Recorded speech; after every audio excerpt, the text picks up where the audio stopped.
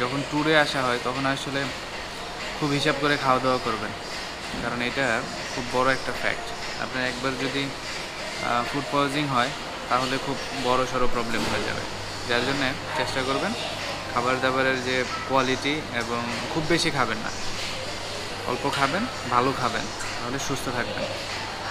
আর দেশে যাওয়ার পর যা মন চায় তাই খান, আর যখন আপনি দেশের বাইরে থাকবেন তখন এগুলা অ্যাভয়েড করবেন। বার্গার কিংয়ের মধ্যে আমি হালাল বার্গার খুঁজে পেয়েছি। হালাল বার্গার যেটা, এটার প্রাইস হচ্ছে এখানে দুইটা আছে, 7 আর 8, এই দুইটাই একমাত্র হালাল। একে extra long chicken cheese burger, আর একটা হচ্ছে স্পাইসি চিকেন বার্গার। এই দুইটা ছাড়া আর হালাল কোনোটাই নেই। এই দুইটাই ফুললি চিকেন এবং সেপারেট অয়েল দিয়ে তারা ফ্রাই করে। আমি কথা বলে নিয়েছি। তো এই হচ্ছে বার্গার কিংয়ের ভিতরের অবস্থা। তো ফাইনালি গতকালকেও অনেক খোঁজাখুঁজি করেছি, ম্যাকডোনাল্ডসের মধ্যে একেবারেই নেই। এইখানে হচ্ছে বার্গার কিংয়ে আসার পর তারপরেও পেলাম যে না, তারা হচ্ছে সেপারেট অয়েল দিয়ে তারা এটা করতেছে। আর অর্ডার করেছি বার্গার এক্সট্রা লং যেটা, আর সাথে হচ্ছে কোক, কারণ প্রচুর পানি পিপাসা পেয়েছে। কিছু করার নেই, যদিও আমি ঢাকাতে কোক খাই না, সফট ড্রিঙ্কস অ্যাভয়েড করি, বাট এইখানে বাধ্য হয়ে সফট ড্রিঙ্কস নেওয়া লেগেছে। এছাড়া কোনো উপায় নেই, আর অপেক্ষা করছি ফুড আসার জন্য। বাট যারা এর পরবর্তীতে যারা আসবেন তারা অবশ্যই যদি হালালের চিন্তা করেন তাহলে 7 আর 8 যে বার্গারটা আছে এই দুইটাই হইতেছে হালাল। তারপরও মেনশন করে নেবেন তাদের কাছে যে আসলে কোনটা হালাল আর কোনটা হারাম, কারণ এখানে অনেকগুলোই আছে যেটা মিক্সড করা। হ্যাঁ, সবগুলোর মধ্যে হচ্ছে পর্ক মিক্সড করা। সো যদি আপনি হালাল ফুডে ইউজ টু হন তাহলে আপনাকে জিজ্ঞেস করে নিতে হবে। এই হচ্ছে অবস্থা। এখন ওয়েট করছি মিল আসার জন্যে। মিল আসলে বের হয়ে যাব খাওয়া দাওয়া শেষ করে।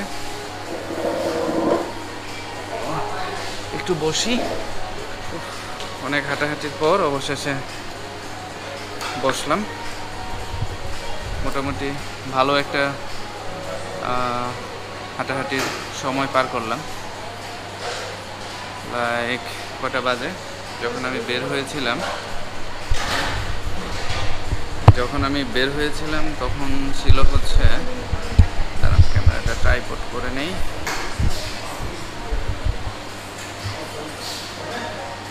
যখন হোটেল থেকে বের হই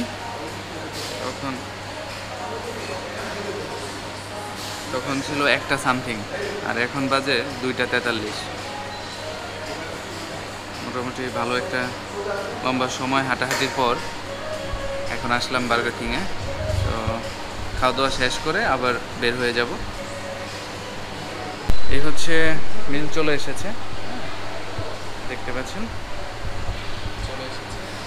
এক্সট্রা কোক আর হচ্ছে বার্গার আর ফ্রেঞ্চ ফ্রাই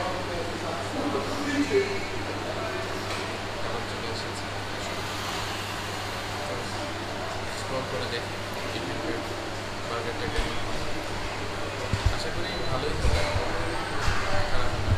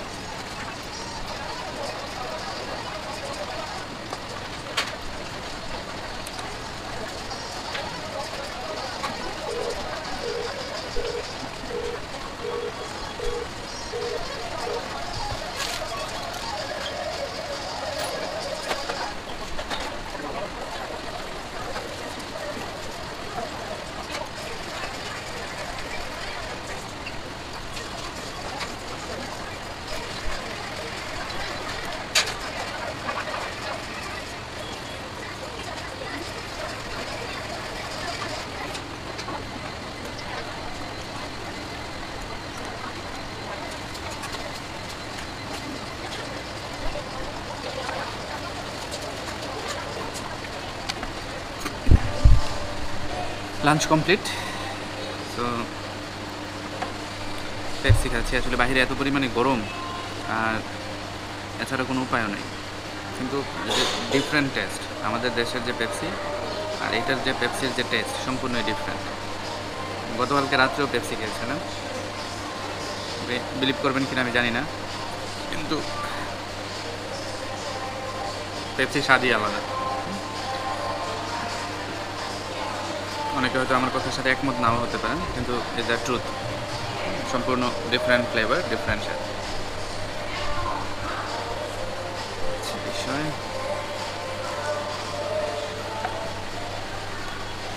আস্তে আস্তে হচ্ছে 3:12। বাইরে প্রচুর পরিমাণে রোদ, পানি পিপাসাও পাইছে প্রচুর। আমার লাঞ্চ করা শেষ।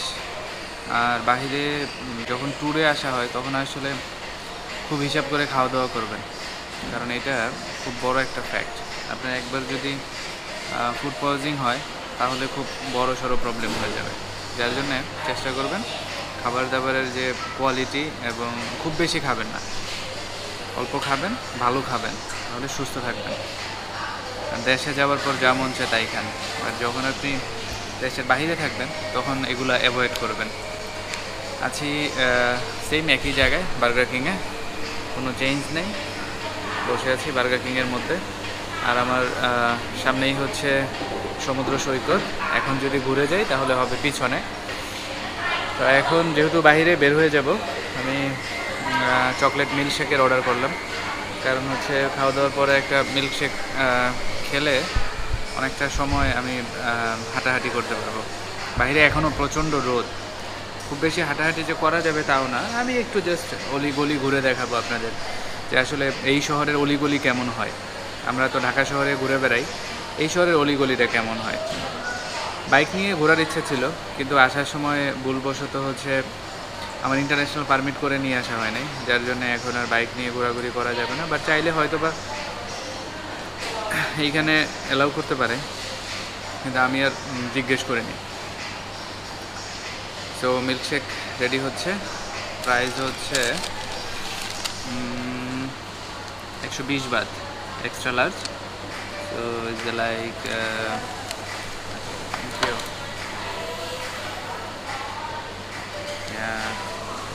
it's my milkshake. Let's see. Milkshake ready হয়ে গিয়েছে।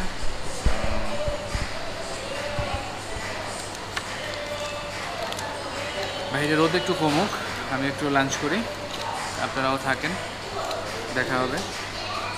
আজকে হচ্ছে ডে 2, গতকালকে দেখিয়েছিলাম ডে 1-এর দৃশ্য। এখন এটা শেষ করে যাব হচ্ছে ওয়াকিং স্ট্রিটে। দিনের বেলা ওয়াকিং স্ট্রিট কেমন থাকে শুরু থেকে শেষ পর্যন্ত আপনাদের ঘুরে দেখাবো। আসলে দিনের বেলা আপনি আসলে এখানে কিছুই পাবেন না। ওয়াকিং স্ট্রিটে রাতের সাথে দিনের যে একটা পার্থক্য, এটা মিলাতে হিমশিম খেয়ে যাবেন। তো দিনের বেলা তেমন একটা এইখানে থাকে না, কোনো ক্রাউড নেই, গাড়ি আছে ভিতরে, কারণ রাতে তো সন্ধ্যার পর থেকে এখানে গাড়ি বন্ধ করে দেয়। বাট দিনের বেলা হচ্ছে দেখবেন পুরো রাস্তা গাড়ি দিয়ে পার্ক করা। তো সব মিলিয়ে অপেক্ষা থাকেন, আমি এটা শেষ করি, হ্যাঁ।